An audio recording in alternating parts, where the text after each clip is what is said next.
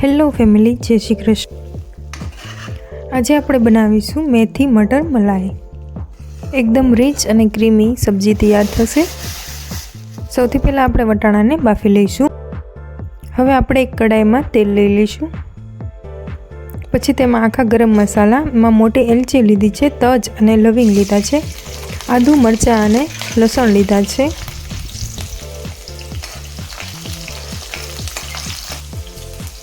હવે એક ડુંગળી એડ કરીશું।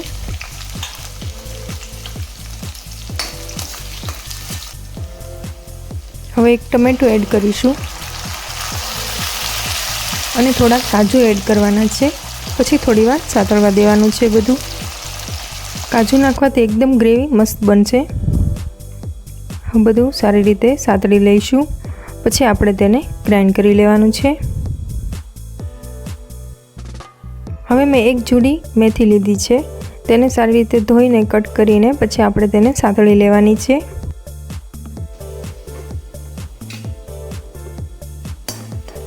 હવે આપણે તેને કાઢી લઈશું।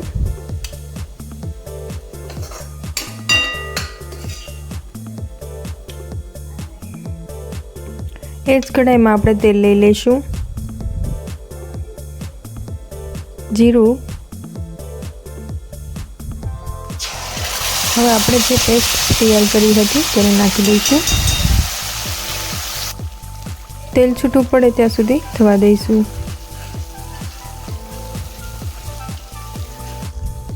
હવે આપણે મેથી એડ કરી દઈશું।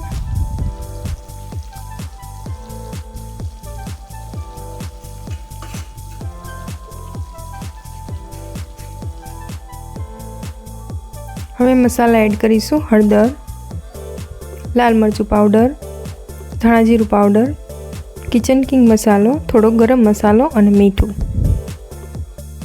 લીલા મરચાં આપણે 3 નાખ્યા હતા ગ્રેવીમાં, તેથી લાલ મરચું થોડું નાખવું। જોઈ શકો છો એકદમ મસ્ત ગ્રેવી તૈયાર થઈ ગઈ છે। સિમ્પલ અને ટેસ્ટી સબ્જી બનશે, એકવાર જરૂર ટ્રાય કરજો। હવે આપણે વટાણા એડ કરી દઈશું। વટાણા એડ કરીને 1 થી 2 મિનિટ સુધી થવા દઈશું।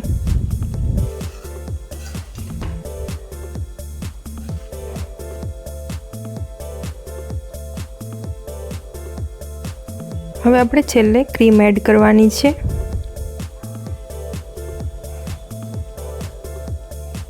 ક્રીમ એડ કરીને મિક્સ કરી દઈશું અને તરત જ ગેસ બંધ કરી દઈશું।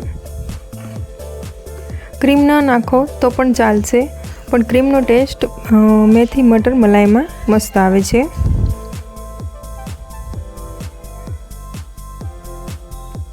સબ્જી તૈયાર થઈ ગઈ છે, સર્વ કરી લઈશું।